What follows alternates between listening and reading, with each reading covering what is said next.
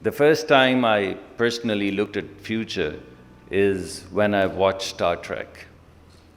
I remember we were little kids, and I believe at that point in time, television was black and white. You may find it hard to believe.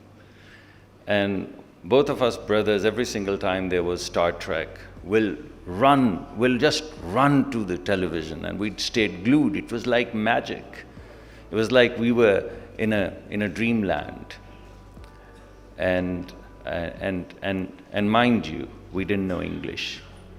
So we were kind of toddlers. We were maybe 6, 5, 7, I don't recall. We didn't know English, but the magic in Star Trek was so compelling that we were glued to it. Place where no man would dare, space the ultimate frontier, where no man would dare to go. Well, so much for that space. The Star Trek series was still going on when near about everything that we used to see in Star Trek became a reality. There was this little transponder, if you remember, Spock would pull it up and say, "Beam me, Scotty." That little transponder, it basically became the first generation of cell phones. And when cell phones came in the 1980s, I believe, the Star Trek series was still ongoing. And that little thing that we used to have in Star Trek where you would push the button and coffee would come down, that was the segue to microwave.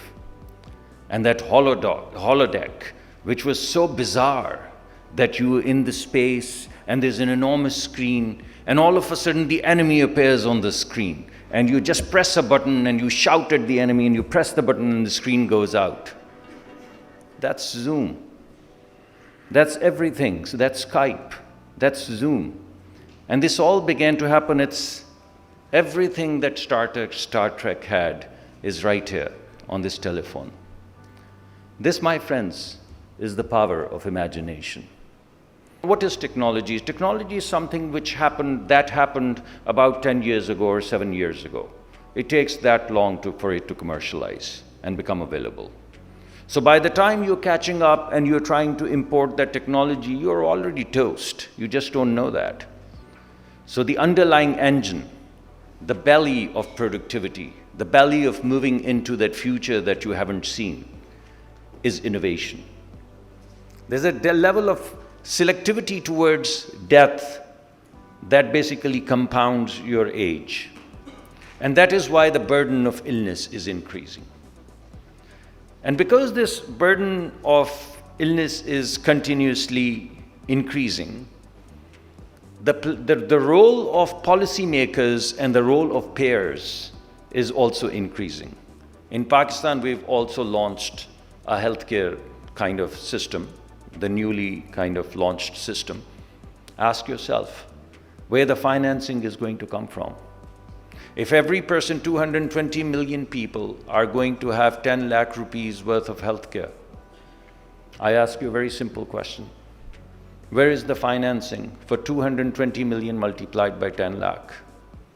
And if you don't find an answer, then you should know that the demand function is going to become very, very sophisticated.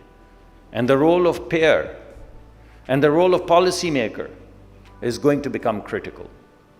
So the way you are going about selling your healthcare products, whether they be pharmaceuticals or nutraceuticals or vitamins or primary healthcare or secondary healthcare or hospice care, it's not going to be the same way even in Pakistan. This has already happened in the United States, already happened in Europe and Canada. It is now bound to happen with this insurance system kicking in. It is bound to happen in Pakistan. And very soon, you would all be thinking about the cost of healthcare. And there would be pricing pressures, and there would be formularies, and there'd be controls, and there'd be basically utilization control mechanisms, things that we haven't thought about. All we know is get up, go to the doctor, get a script, get it from wherever it is, and now that you may have insurance, you may walk into a hospital and get some care. But that is going to require a certain infrastructure which is not in place. The infrastructure of hospitals is not in place. The infrastructure of specialty care is not in place. The infrastructure of primary care is not in place. The infrastructure of prevention is not in place. And what is going to happen? The most cost-effective intervention is prevention. Someone mentioned Elon Musk this morning, and he has a company called Neuralink, in which he is saying that all the brains in the world, the brains can be connected. We've already seen it for people with special needs. There are Olympics for people with special needs. And you've seen people who are completely paraplegic, completely paralyzed. They have an exoskeleton, and there's a football match, and they get up. There are no buttons, there are no remote controls. They think, and their exoskeleton is connected. You don't see any knobs getting into their heads. But the way the machine is connected with the mind, you think about getting up and you get up, and you think about walking and you walk, and your exoskeleton walks, and you think about kicking the ball and you kick the ball.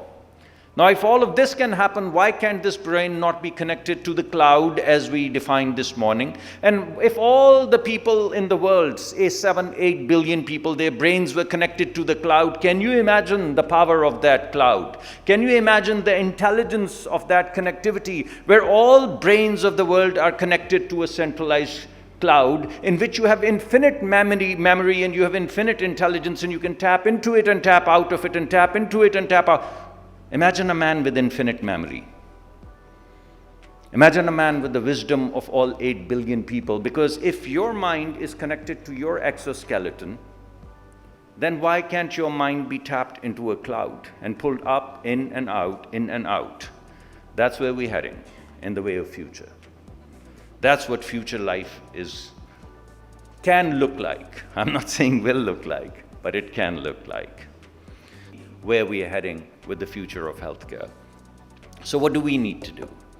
I think there are 3 stages in which we need to move forward. First is clearly digitize care.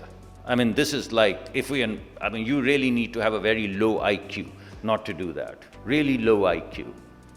And therefore, that is obvious to me. The second is rationalize care, optimize care.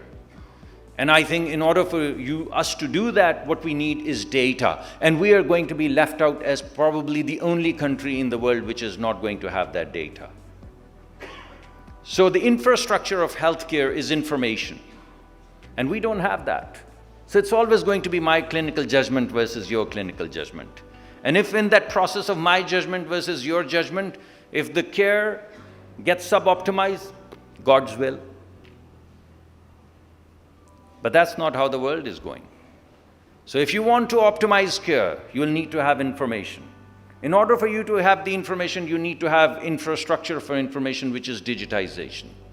So digitization or healthcare infrastructure, healthcare informatics, is the infrastructure on which healthcare optimization is going to ride. You have to understand that healthcare is like a balloon.